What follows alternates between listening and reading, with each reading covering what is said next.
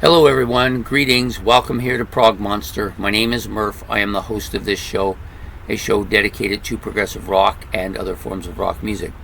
So it's a rainy day, not too bad today, the lighting's not too bad today. Hope it doesn't get much worse though, but anyways, we're here to do a episode of What's New, which comes out on Thursday night. This will be out at 8 o'clock, I'll put it out by then. It's featuring the band Big Big Train, and the album is The Likes of Us, which is their newest album. It was released March the 1st, 2024. It was recorded in 3 different studios, so Urban in Trieste, Orbit in Southampton, and Interstate in Bath. I assume these are all in the UK. I don't recognize anything that isn't. The length is about 64 minutes or so, a little bit more in length for them, so it's a little over an hour's worth of music. The label is the Inside Out label, which is, I think this is their 15th studio album. If I remember, I think that's what I remember. And of course it's produced by Big Big Train themselves. So featured on the album are Big Big Train, the band. There are 7 members. Of course, one of their members passed recently, Longden, I believe that was his name. It's too bad because he was a great. I thought his vocals were great. One of the albums that Ben gave me not too long ago was by them, and I thought he had that Gabrielish-like sound to his voice, but very prominent in a lot of ways too. So it's a sad thing that he's gone. But the band, of course, is going to continue on. Another lead vocalist. So Alberto Braven is going to be doing the lead vocals on this album anyways. Whether he does it going forth, I don't know, but I assume he will be. Piano, organ, keys, guitars, 12-string, and brass arrangements on tracks 1, 5, and 6. Next up is Nick DiVirgilio, who plays the drums and percussion, as we know, 12-string acoustic guitar, vibraphone, and vocals, and does brass arrangements on track number 3. Next up, David Foster, David Foster, guitars, 12-string guitars and vocals. Oscar Halldorf on piano, organ, synthesizer, keyboards, and vocals. Claire Lindley on violin, vocals, and she does the string arrangements on the 5th song as well. Rickard Solblom, I think that's how you say it. It's a Swedish name, Solblom or Jolblom, I'm not sure. Guitars, 12-string guitars, organ, keyboards, and vocals. Gregory Spanton on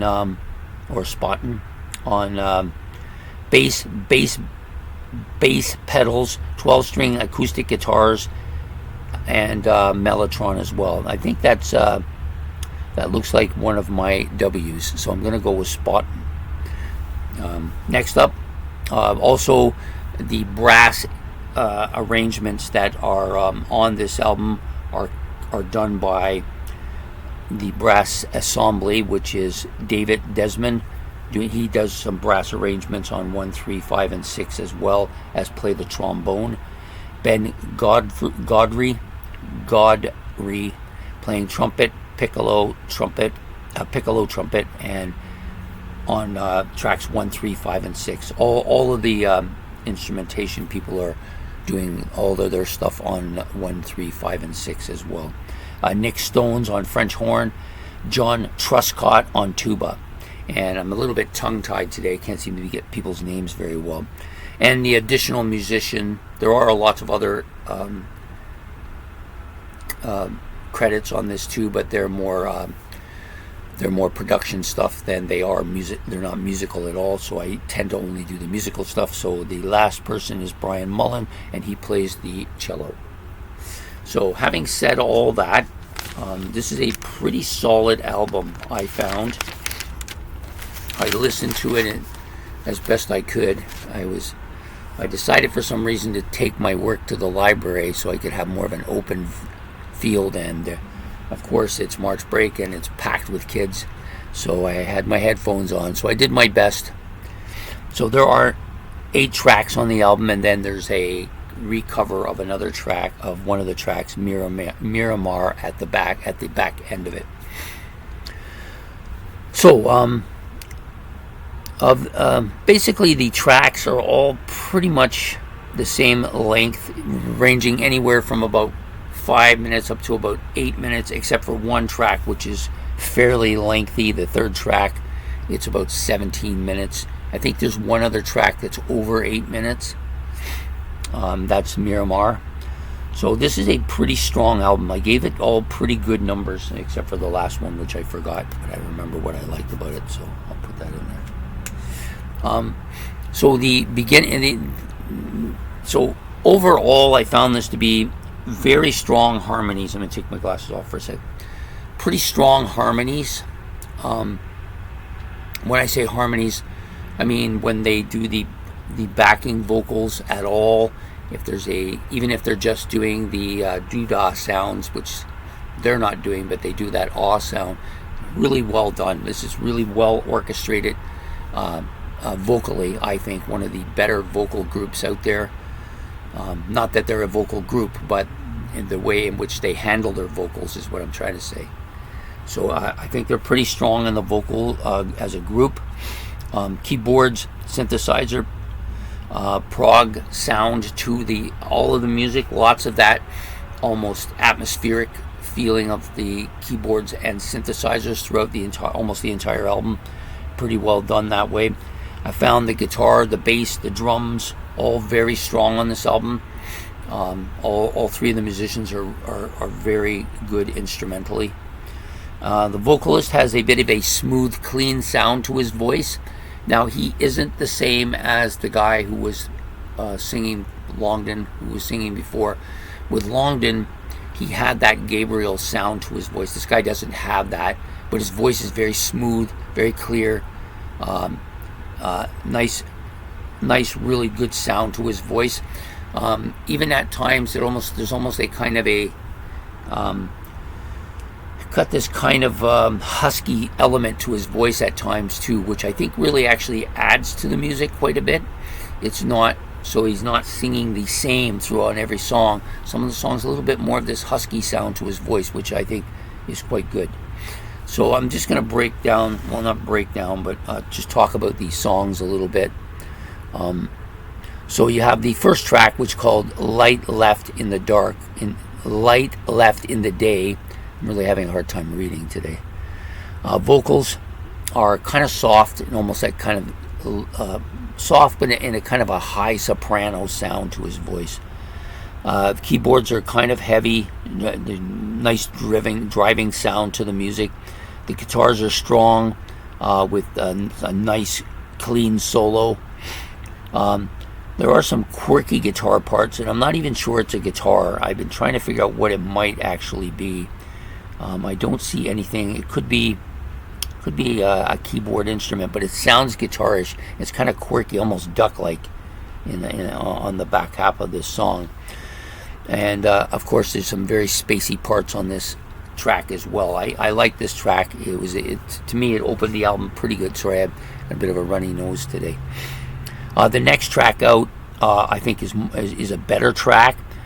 It's called Oblivion. Nice, catchy start. The violin is very strong on this track. The drums are dominant on this track. I like the piano. They use it very tastefully. Vocally, it's a solid, but not too high. The harmony vocals are very emotional, drawing a lot of emotion to the track as a whole. And it's got a bit of a catchy, fast-paced, up-tempo kind of sound to it. And I thought the guitar was the instrument that I thought was the most catchy of the instruments on this particular track. So I did like this track a lot, Oblivion. The next track out is the longest track on the album. It's also, coincidentally, my favorite track on the album, Beneath the Masks. It's got a kind of an operatic kind of opening to it. Just very kind of, the music is kind of bombastic almost, you might want to say. Piano then takes over, and it's a little bit of a whimsical part to it. The vocals are almost that. This is where he uses those kind of husky vocals a bit, so it's a little bit different than the other two tracks. A little bit more of a husky sound to his voice, which I actually liked. I thought it was perfectly done. I wish he'd do more of that kind of stuff. The piano and the violin part with the keys, very somber. It begins to build up. It gets a little bit heavier towards the with bass and drums more towards the beginning, towards the middle of the and to the late part of this particular track. It's an epic storytelling song. I'm not sure what the story is, but you can tell that they're telling a story, and it's going from part to part to try using the music to emphasize where the story's going. And it breaks. There's a small break, and then there's a much heavier upbeat part. When I say break, I mean that it slows down, it gets quieter, and then comes bursting out. Yeah, I found the musicianship on this particular track very good, and I thought the keyboard part and the guitar part mixed together were kind of scorching, actually. I really liked it. So that was my favorite track on the album. Then it dips a bit to Skates On, which is the next track. It's more of a toned down song.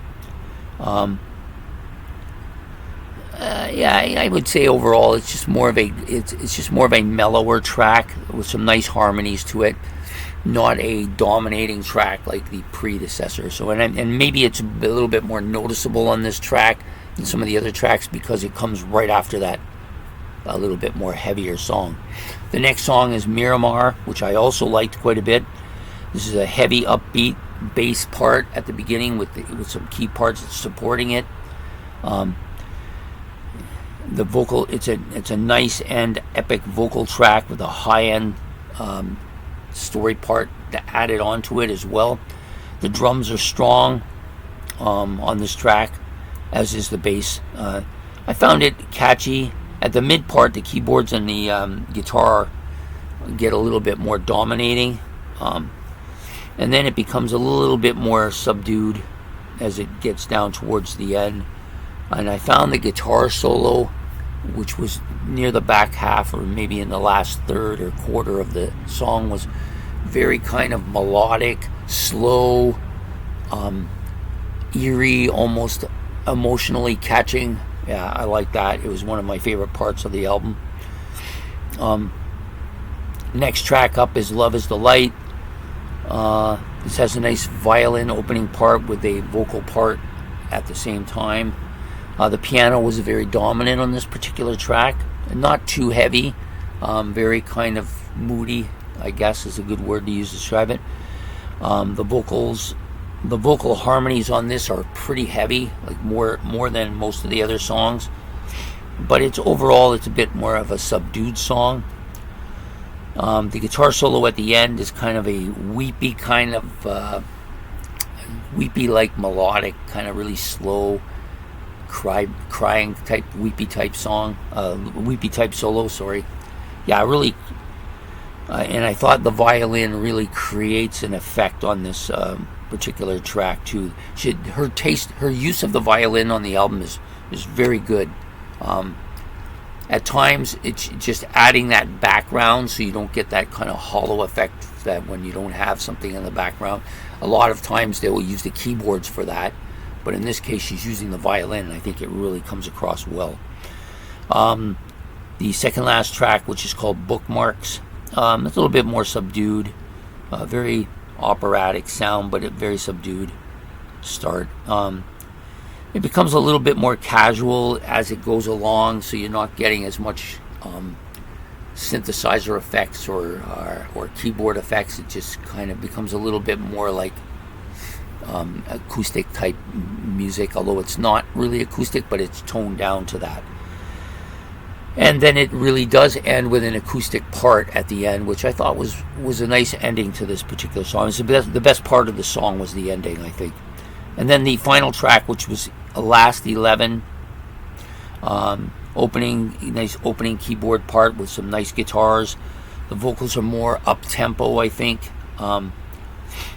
The drums are dominant on this particular track, and there's some interesting keyboard parts here. Very upbeat, a very upbeat track. There is, of course, some subdued parts towards the end, and it's pretty dominated by vocals, this track as well. I think there's quite a bit of his vocals when he comes forward are pretty dominating. He doesn't always do that, which is good because it can get a bit much. Some musical groups, I have a difficulty with their music, not because I even dislike the vocalist. I like the vocalist quite a bit, but sometimes the vocalist is too much. Like they put him too much in the front, and it just to me it just takes away. Very few vocalists can dominate the front without kind of pushing too much on it. And on this, the guy's pretty good. He has a couple of songs where he's pretty dominant on, but a lot of the songs he's kind of fitting into the music very well. So overall, I actually like the album quite a bit. If I was giving it a number, I'd probably say it's like a 7.5, maybe 7.5 out of 10. I think this is also an album that if I listened to it a little bit more, I would probably like it more as well. Pretty typical for progressive rock as well for me. This falls not too distant from IQ, which is a band I love, as you know. There are some similarities between the two, especially where the keyboard synthesizers effects are used. I find there's some similarities in their music. Also vocally, I think they're this guy's a little bit similar to the IQ vocalist as well. So anyways, I hope you've enjoyed this episode of What's New. This is a decent album. I think given the right price, I would probably get it. I do like some of their stuff. This is a band I've only discovered. I've only had a couple of albums to listen to, and this is probably the second one I've listened to, and I've enjoyed it. Anyways, I hope you've liked this. If you have, please hit the like and subscribe. Any comments about the album or anything I've said, you can put in the comments section below. Don't forget to hit the notification bell, and we'll be back next Thursday with another episode of What's New. Take care.